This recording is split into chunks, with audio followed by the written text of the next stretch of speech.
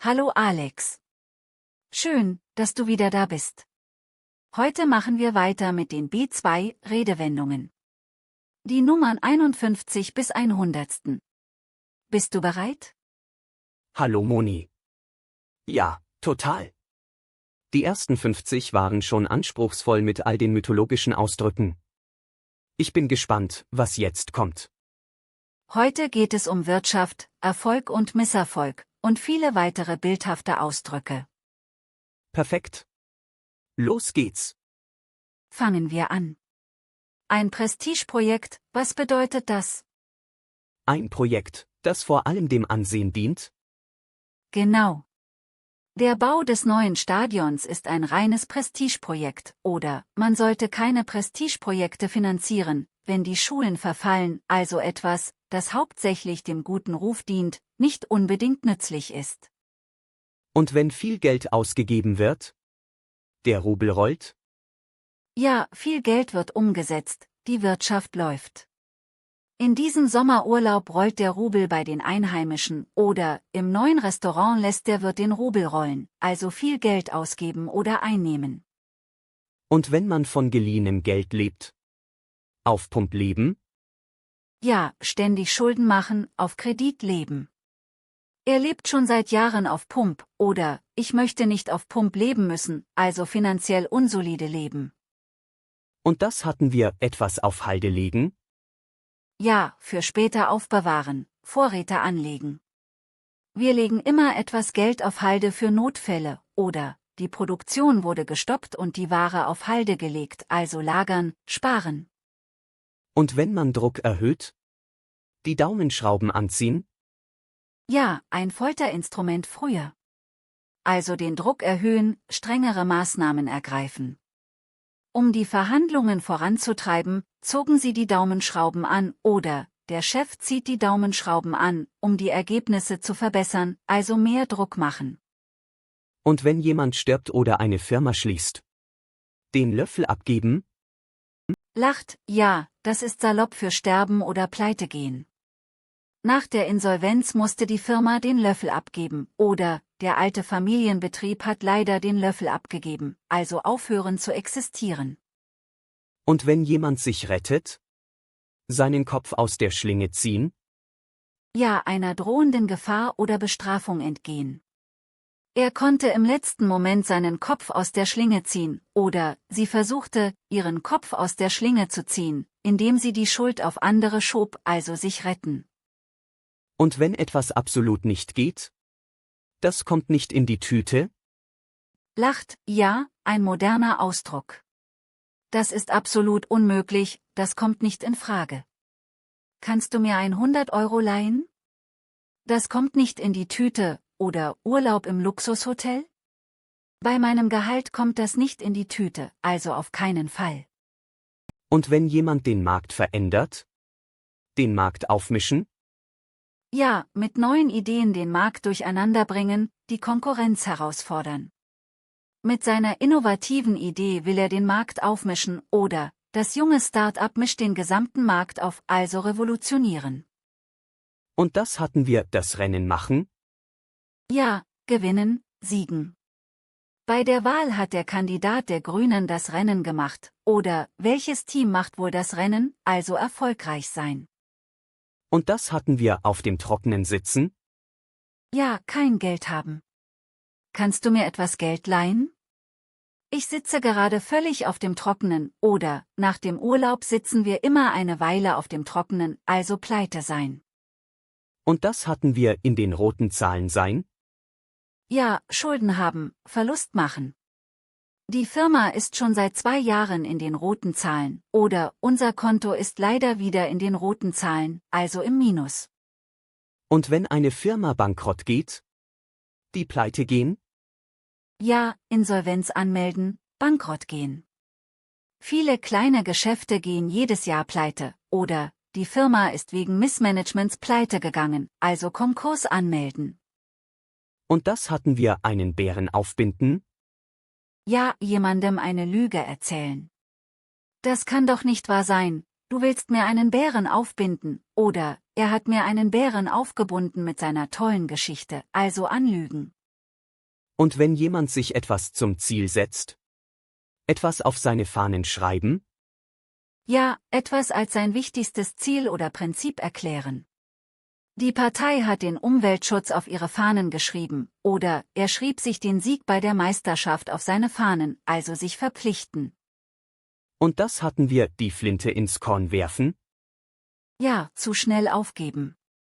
Nur weil es einmal nicht klappt, solltest du nicht gleich die Flinte ins Korn werfen, oder er wirft schnell die Flinte ins Korn, wenn es schwierig wird, also aufgeben. Und wenn jemand die Führung hat? Das Zepter in der Hand halten? Ja, der König hält das Zepter. Also die Macht haben, der Chef sein.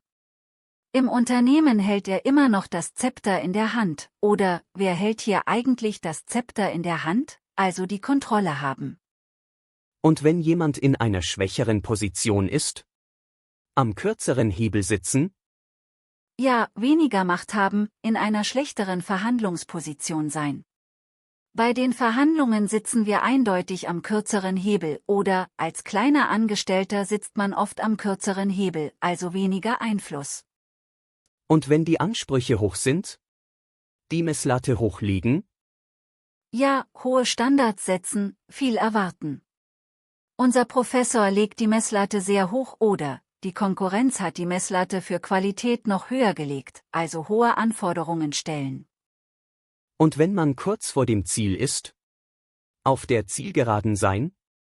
Ja, wie beim Rennen, die letzte Phase vor dem Ziel. Wir sind jetzt auf der Zielgeraden mit dem Projekt, oder, der Marathonläufer ist auf der Zielgeraden, also fast fertig. Und das hatten wir, zwischen den Zeilen lesen? Ja, den versteckten Sinn verstehen. Wenn du zwischen den Zeilen liest, verstehst du, was er wirklich meint, oder, in ihrem Brief konnte ich zwischen den Zeilen ihre Traurigkeit lesen, also das Ungesagte verstehen. Und wenn man sich zu sehr festbeißt? Sich in etwas verbeißen? Ja, sich zu sehr auf etwas konzentrieren, nicht loslassen. Er hat sich in diese Idee verbissen und lässt nicht locker, oder, verbeiß dich nicht in Details, sieh das große Ganze, also obsessiv sein. Und das hatten wir, den Nagel auf den Kopf treffen? Ja, genau richtig liegen. Mit deiner Bemerkung hast du den Nagel auf den Kopf getroffen, oder, seine Analyse traf den Nagel auf den Kopf, also treffend sein. Und wenn man Gutes von Schlechtem trennt? Die Spreu vom Weizen trennen? Ja, aus der Landwirtschaft, Spreu ist wertlos, Weizen wertvoll. Also das Gute vom Schlechten trennen. In der Bewerbungsphase müssen wir die Spreu vom Weizen trennen, oder, er konnte die Spreu vom Weizen trennen und die guten von den schlechten Ideen unterscheiden, also auswählen. Und das hatten wir, Perlen vor die Säue werfen? Ja, etwas Wertvolles an jemanden verschwenden, der es nicht schätzt. Es ist, wie Perlen vor die Säue zu werfen, wenn ich ihr guten Wein koche, sie trinkt lieber Limo, oder, mit deinen klugen Ratschlägen bei ihm ist das Perlen vor die Säue werfen, also verschwenden. Und das hatten wir, sein Licht unter den Scheffel stellen? Ja, seine Talente verstecken. Du solltest dein Licht nicht unter den Scheffel stellen und deine Fähigkeiten zeigen, oder, sie stellt ihr Licht immer unter den Scheffel, dabei ist sie so talentiert, also zu bescheiden sein. Und wenn man etwas direkt anspricht? Das Kind beim Namen nennen? Ja, die Dinge direkt benennen, keine Tabus machen. Lass uns das Kind beim Namen nennen, er ist einfach faul, oder, sie scheute sich nicht, das Kind beim Namen zu nennen und die Probleme offen anzusprechen, also direkt sein. Und wenn jemand denkt, es würde ihm schaden, wenn er hilft? Sich keinen Zacken aus der Krone brechen? Ja, als ob man eine Königskrone trägt und sich schadet, wenn man hilft. Du würdest dir keinen Zacken aus der Krone brechen, wenn du mal hilfst, oder, er denkt, er würde sich einen Zacken aus der Krone brechen, wenn er sich entschuldigt, also zu stolz sein. Und das hatten wir, über seinen Schatten springen? Ja, sich überwinden, etwas tun, was schwer fällt. Um den Frieden zu wahren, musste er über seinen Schatten springen, oder, kannst du nicht einmal über deinen Schatten springen und zugeben, dass du Unrecht hattest, also seine Prinzipien überwinden. Und das hatten wir, das Herz auf der Zunge tragen? Ja, offen und ehrlich sein, alles sagen. Man weiß bei ihr immer, was Sache ist, sie trägt das Herz auf der Zunge, oder er trägt sein Herz auf der Zunge und kann nichts für sich behalten, also direkt sein. Und wenn man etwas Unangenehmes akzeptiert? Die Kröte schlucken? Ja, eine unangenehme Sache hinnehmen, akzeptieren. Ich musste die Kröte schlucken und mich für meinen Fehler entschuldigen, oder er schluckte die Kröte und stimmte dem unangenehmen Kompromiss zu, also etwas Unangenehmes akzeptieren. Und wenn man etwas ernst nimmt? Sich etwas zu Herzen nehmen? Ja, Kritik oder Ratschläge ernst nehmen und danach handeln. Sie hat sich seine Kritik sehr zu Herzen genommen und versucht, sich zu verbessern, oder nimm dir die guten Ratschläge zu Herzen, also beherzigen. Und das hatten wir, die Kirche im Dorf lassen? Ja, nicht übertreiben, realistisch bleiben. Mit deinen Forderungen solltest du die Kirche im Dorf lassen, oder immer mit der Ruhe und die Kirche im Dorf lassen, also Maß halten. Und wenn man Probleme ignoriert? Den Kopf in den Sand stecken? Ja, wie ein Vogelstrauß. Also Probleme ignorieren, wegsehen. Du kannst doch nicht den Kopf in den Sand stecken, nur weil es Probleme gibt, oder er steckt bei Schwierigkeiten immer den Kopf in den Sand, also verdrängen. Und wenn man faul ist? Auf der faulen Haut liegen? Ja, nichts tun, faulenzen. Am Wochenende liege ich gerne mal auf der faulen Haut, oder er arbeitet nie, er liegt nur auf der faulen Haut, also faulenzen. Und das hatten wir, sich etwas hinter die Ohren schreiben? Ja, etwas nicht vergessen. Das kannst du dir hinter die Ohren schreiben, oder schreib dir das hinter die Ohren, so etwas macht man nicht, also merken. Und das hatten wir, das Herz auf dem rechten Fleck haben? Ja, ein guter Mensch sein. Mach dir keine Sorgen, sie hat das Herz auf dem rechten Fleck oder ihm kann man vertrauen, er hat das Herz auf dem rechten Fleck, also charakterlich gut. Und wenn man sich überwindet? Sich einen Ruck geben? Ja, plötzlich den Mut fassen, etwas zu tun. Jetzt gib dir endlich einen Ruck und fang an, oder er musste sich einen Ruck geben, um sie anzusprechen, also sich überwinden. Und das hatten wir, das Herz hüpfen lassen? Ja, große Freude bereiten. Die gute Nachricht ließ mein Herz hüpfen, oder ihr Anblick ließ sein Herz vor Freude hüpfen, also sehr freuen. Und wenn man einen Gedanken aufgibt? Sich etwas aus dem Kopf schlagen? Ja, aufhören, an etwas zu denken, einen Plan aufgeben. Schlag dir diesen Gedanken aus dem Kopf, das wird nie etwas, oder er sollte sich diese Idee aus dem Kopf schlagen, also vergessen. Und das hatten wir, ein Brett vor dem Kopf haben? Ja, etwas nicht verstehen. Er hat ein Brett vor dem Kopf und checkt einfach nicht, was ich meine, oder jetzt hab ich es verstanden, vorher hatte ich echt ein Brett vor dem Kopf, also begriffsstutzig sein.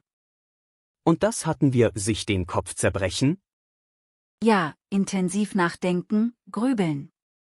Ich zerbreche mir den Kopf, wie wir das Problem lösen können, oder, mach dir keine Sorgen, zerbrich dir nicht den Kopf darüber, also viel nachdenken. Und das hatten wir, etwas liegt jemandem im Magen? Ja, etwas belastet einen psychisch. Die schwere Entscheidung liegt mir noch im Magen, oder, der Streit mit ihr liegt mir schwer im Magen, also beschäftigen. Und das hatten wir, kalte Füße bekommen? Ja, Angst bekommen, besonders vor einer Entscheidung. Kurz vor der Hochzeit bekam der Bräutigam kalte Füße, oder, wenn es ernst wird, bekommt er immer kalte Füße, also nervös werden. Und das hatten wir, die Nerven verlieren? Ja, die Kontrolle verlieren, durchdrehen. Bei dem Lärm verlor er langsam die Nerven, oder, verliere nicht die Nerven, gleich ist es vorbei, also ausrasten. Und das Gegenteil? Die Fassung bewahren? Ja, ruhig bleiben, sich nicht aufregen. Er konnte trotz des Schocks die Fassung bewahren, oder, sie bewahrte auch in der Krise die Fassung, also cool bleiben. Und das hatten wir, sich in etwas verrennen? Ja, sich in etwas verbeißen, auf dem falschen Weg sein. Er hat sich in seine Idee verrannt und hört auf niemanden, oder, wenn du dich in dieses Projekt verrennst, wirst du scheitern, also stur sein. Und wenn man sich traut? Seinem Herzen einen Stoß geben? Ja, sich überwinden, etwas zu tun, besonders in der Liebe. Er gab seinem Herzen einen Stoß und sprach sie an, oder, gib deinem Herzen einen Stoß und trau dich, also Mut fassen. Und das hatten wir, etwas brennt auf den Nägeln? Ja, etwas ist sehr dringend. Diese Aufgabe brennt mir auf den Nägeln, ich muss sie sofort erledigen, oder, ihm brennt die Frage auf den Nägeln, also sehr eilig. Und das hatten wir, sich in Rage reden? Ja, sich beim Reden immer mehr aufregen. Der Redner redete sich richtig in Rage, oder, höher auf, dich immer weiter in Rage zu reden, also sich hochschaukeln. Puh, 100 Stück. B2 ist wirklich anspruchsvoll. Ja, aber du hast es geschafft. 100 B2 Redewendungen sind eine Menge. Was nehme ich mit? Die Wirtschaftsausdrücke sind super, der Rubel rollt, in den roten Zahlen sein, auf Pump leben. Und die für Durchsetzung, das Zepter in der Hand halten, die Daumenschrauben anziehen. Und die fürs Überwinden?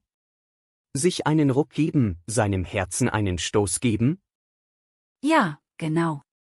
Die sind sehr bildhaft. Danke, Moni. Das war wieder großartig. Gern geschehen. Und jetzt, Feierabend.